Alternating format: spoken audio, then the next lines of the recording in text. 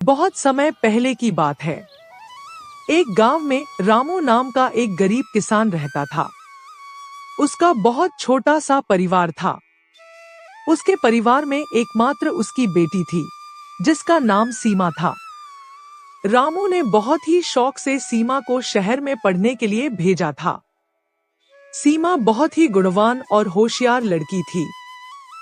उसी गांव में धर्मपाल चौधरी नाम का एक लालची और बेईमान जमींदार रहता था।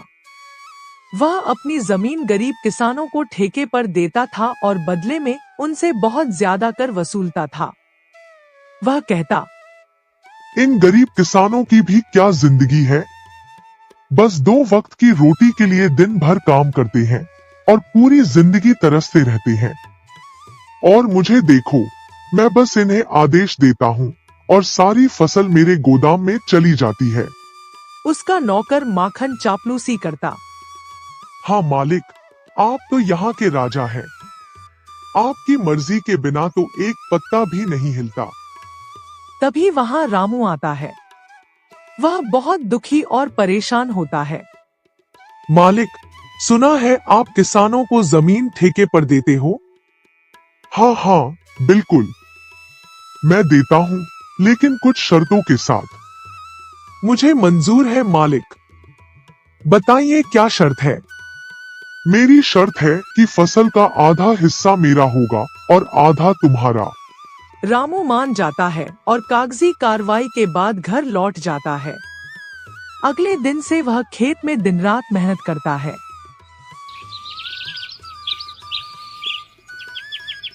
कुछ महीनों बाद गेहूं की फसल लहलहाने लगती है। वह खुश होता है कि मेहनत रंग लाई। धर्मपाल को खबर लगती है कि रामू की फसल बहुत अच्छी हुई है। वह तुरंत खेत पर पहुंचता है। अरे रामू, ये तो मेरी उपजाऊ जमीन का कमाल है, तुम्हारी मेहनत का नहीं। मालिक, जमीन उपजाऊ हो सकती है, लेकिन बिना मेहनत के फसल नहीं होती। बहुत बोलता है तू। शर्त के मुताबिक आधी फसल मेरी है, जल्दी निकाल। धर्मपाल अच्छी फसल ले जाता है और रामू के हिस्से में खराब फसल छोड़ देता है। रामू मायूस होकर भगवान से पूछता है, हे ईश्वर, क्या मेरी कभी अपनी जमीन होगी? कुछ महीनों बाद उसकी बेटी सीमा शहर से पढ़ाई पूरी करके गांव लौटती है। वह गांव की हालत देखकर दुखी होती है।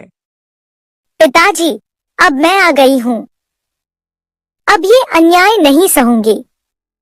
अगले ही दिन सीमा धर्मपाल के पास जाकर कहती है, मालिक, मुझे आपकी जमीन ठेके पर चाहिए। तू एक लड़की है, क्या खेती करेगी? मैं किसान की बेटी हूँ। खेती करना मुझे आता है। ठीक है, शर्त यह है कि फसल का ऊपर का हिस्सा मेरा और नीचे का तुम्हारा। सीमा मान जाती है। वह इस बार आलू की खेती करती है। कुछ महीनों बाद आलू की फसल लहलहा उठती है। धर्मपाल आता है और हैरान हो जाता है। क्या तूने इस बार आलू लगाया? हाँ मालिक, आपकी शर्त के मुताबिक ऊपर का हिस्सा आपका। घास फूस ले जाइए, आलू तो नीचे हैं। धर्मपाल गुस्से से तिलमिला उठता है, लेकिन कर भी कुछ नहीं पाता।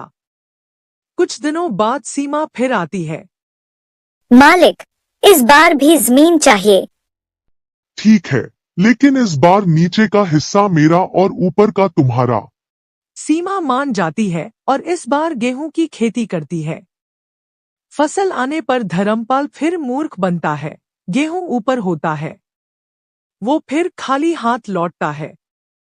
मालिक, इस बार आपकी शर्त के अनुसार नीचे आपका हिस्सा है, ऊपर का हिस्सा मेरा। धर्मपाल दंग रह जाता है। अब तीसरी बार सीमा जाती है। मालिक, इस बार भी जमीन चाहिए। अब की बार कोई चालाकी नहीं चलेगी। इस बार ऊपर और नीचे दोनों मेरा, बीच का तुम्हारा। सीमा फिर से मान जाती है। और इस बार गन्ने की खेती करती है। फसल तैयार होती है, धर्मपाल आता है। अरे ये क्या? गन्ने की फसल बीच में गूदा है, मतलब वही हिस्सा सीमा का है। मालिक, आपकी ही शर्त थी। अब आप ऊपर नीचे का हिस्सा ले जाइए और मैं बीच वाला ले जाती हूँ।